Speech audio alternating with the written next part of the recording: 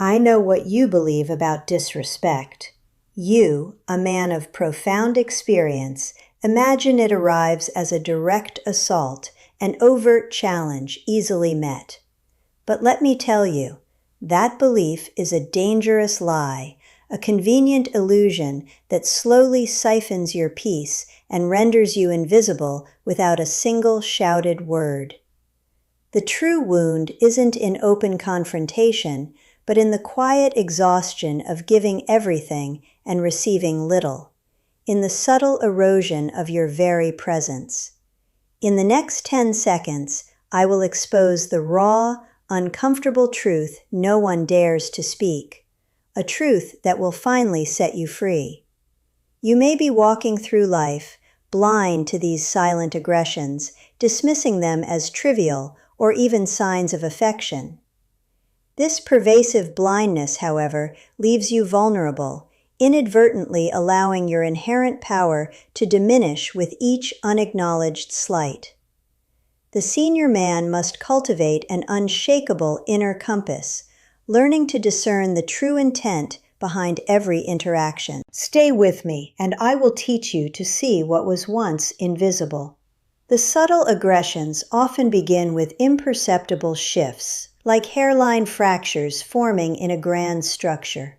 You are a man of experience, yet your narratives, rich with the wisdom of years, find themselves consistently cut short. This is the first significant crack in the foundation of respect, the interrupted story. It's not a direct challenge, but a quiet erasure, a silent declaration that your contribution, your perspective, is less valuable than the immediate thought of another. This erosion starts small, almost unnoticed. When your voice is routinely stifled, your anecdotes truncated, or your insights overridden before completion, an insidious message is being conveyed. You are no longer seen as a source of profound experience, but merely as a preamble to someone else's statement. This isn't just rude. It's an active dismissal of your presence, your history, and your inherent right to occupy conversational space. The senior man must recognize this pattern, for it signifies a profound undervaluing of his very essence. Following closely behind the interrupted story is the equally destructive, benevolent dismissal.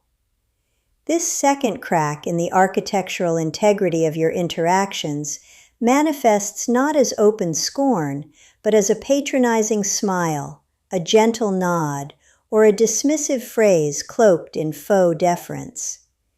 Your well-founded opinions, born from a lifetime of observation, are brushed aside as charmingly antiquated, relics of a bygone era. It's a subtle yet potent poison, administered with a sugary coating.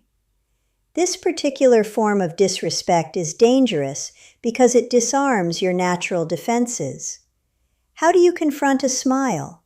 How do you argue against understanding that merely trivializes your wisdom? The senior man, who allows this benevolent condescension to persist, permits others to dismantle his intellectual authority piece by piece. Your reasoned arguments become charming eccentricities, and your sharp perceptions are rendered quaint. This undermines the very gravitas you've painstakingly built.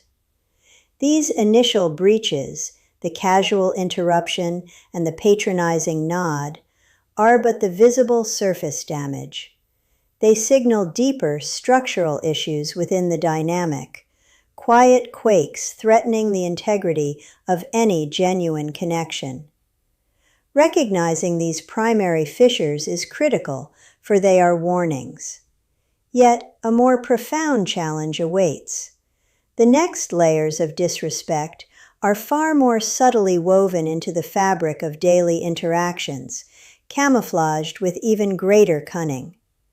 The fractures deepen further when your input is selectively sought, not for weighty counsel, but for trivialities. This is the delegated decision, a cunning form of disrespect where your seasoned judgment is deemed fit for menu choices or minor logistical details, while significant matters are decided and presented as fait accompli. You are invited to the table, but only to taste the crumbs, never to bake the bread. This subtle exclusion is a calculated debit from your inherent leadership value, a quiet dismissal of your strategic mind, and it begins to accumulate, unseen. Consider your self-worth as an emotional bank account, a reservoir of personal power and confidence built over decades. Each instance of a delegated decision is not merely an oversight, it's a direct withdrawal, a calculated debit that diminishes your balance. When your authority is bypassed, your substantial contributions discounted, this account bleeds value. You are left with less capital to invest in your own sense of significance, leaving you poorer in spirit, even if you are wealthy in experience. This silent theft weakens your resolve.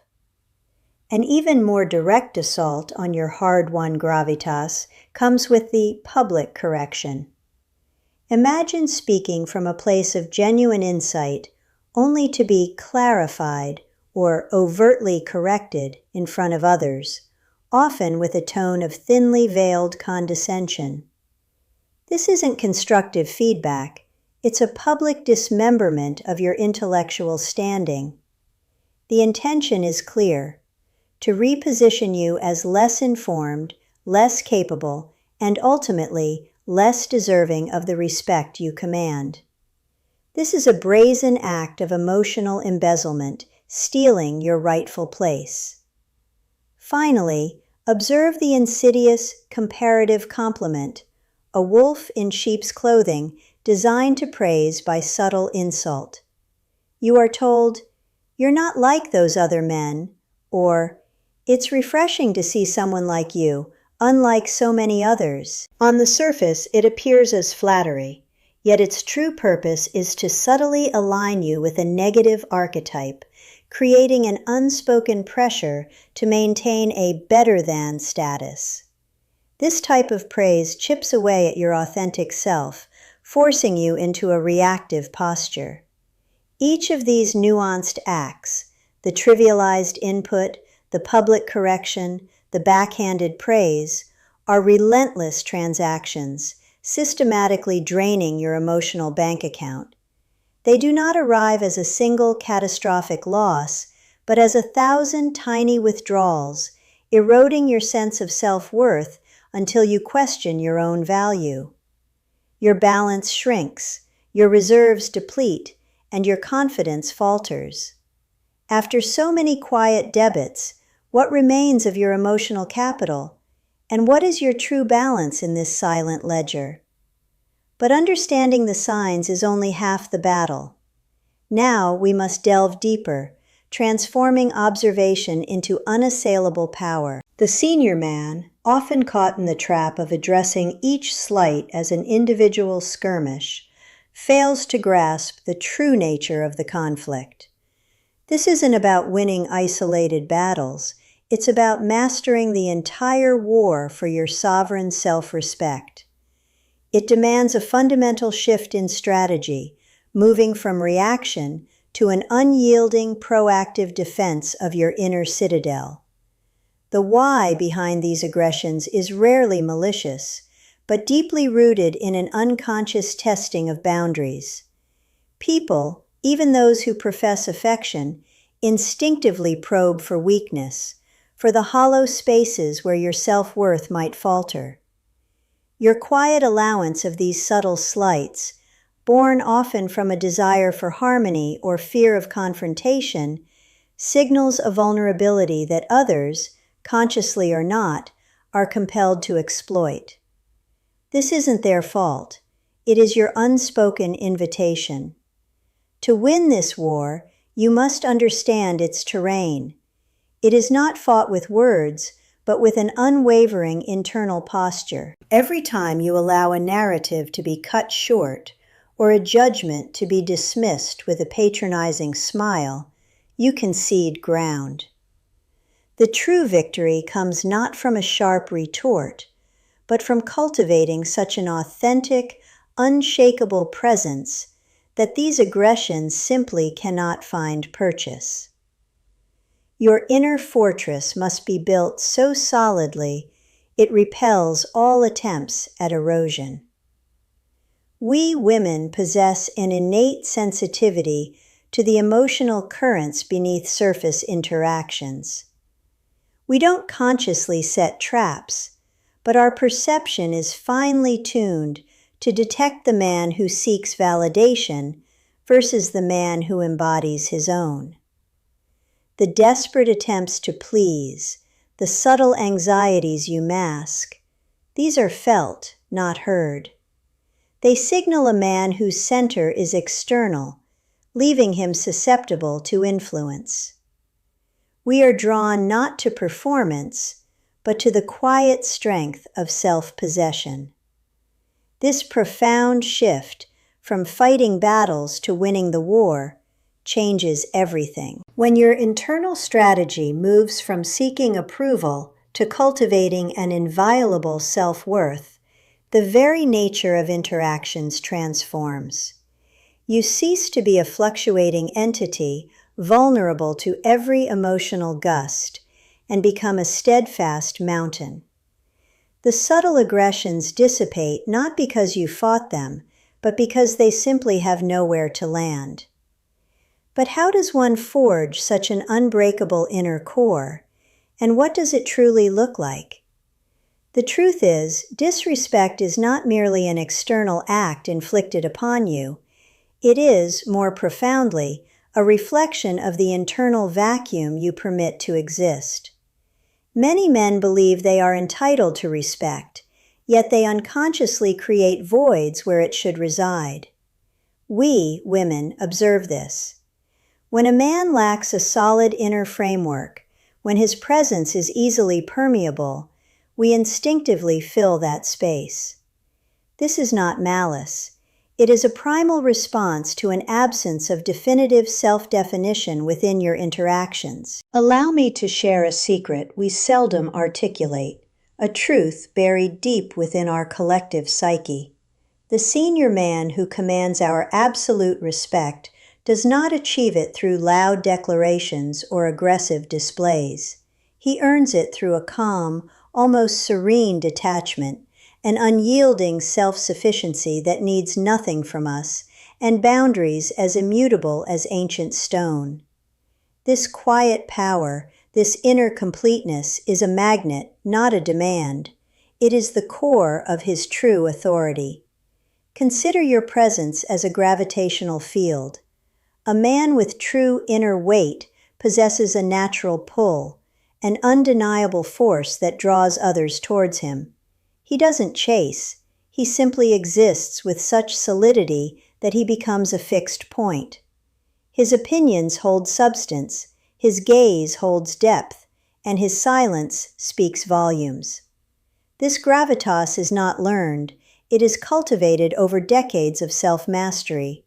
It is the quiet, magnetic power of a man who truly knows his own value. Conversely, the man who is light lacks this foundational density. He is easily swayed by external validation, his mood shifting with every fleeting interaction or perceived slight. He becomes a leaf in the wind, predictable in his desperate attempts to please or impress. His emotional core feels fragile, lacking the ballast of self-acceptance. We women unconsciously perceive this lightness as a lack of self-ownership and consequently a lack of inherent authority. He is, regrettably, readily dismissed. This disregard isn't a judgment of his character, but an instinctive response to an absence of groundedness. When you are light, you offer no resistance. There is no unshakable core to encounter. You become pliable, easy to manipulate, and ultimately uninteresting. We cannot lean on what is unstable. The senior man who seeks to influence must first be unmovable within himself. His lightness reveals a fundamental anxiety,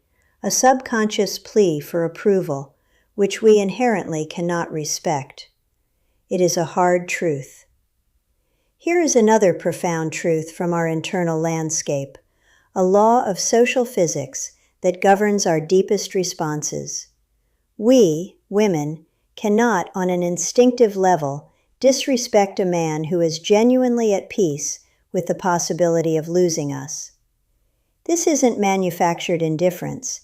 It's authentic self-possession.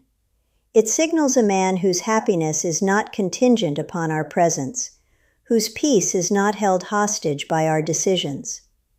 This freedom is profoundly attractive and profoundly disarming. It commands an automatic deference. This peace with the possibility of loss manifests as unshakable presence and impenetrable boundaries. It means he does not over-pursue, does not beg for attention, nor does he compromise his core values for fleeting approval. He understands a true connection enhances, but does not define his existence. His boundaries are not aggressive fortifications, but the natural perimeter of a well-governed inner kingdom. Those who respect his dominion are welcome. Those who do not are simply outside. This is self-preservation, not rejection. When you embody this profound inner peace, the need for external validation withers. Your sense of self-worth emanates from within, independent of any woman's opinion or presence. You are not performing for an audience, you are simply living an authentic life. This self-contained sovereignty is an antidote to the anxieties plaguing so many men in their later years. It frees you from the endless pursuit of approval, allowing you to simply be. In that being, you become truly powerful. This is the bedrock of true respect. Such a man, genuinely comfortable in his own skin, who holds his internal ground regardless of external circumstances, becomes a rare and compelling force. He doesn't need to assert his authority.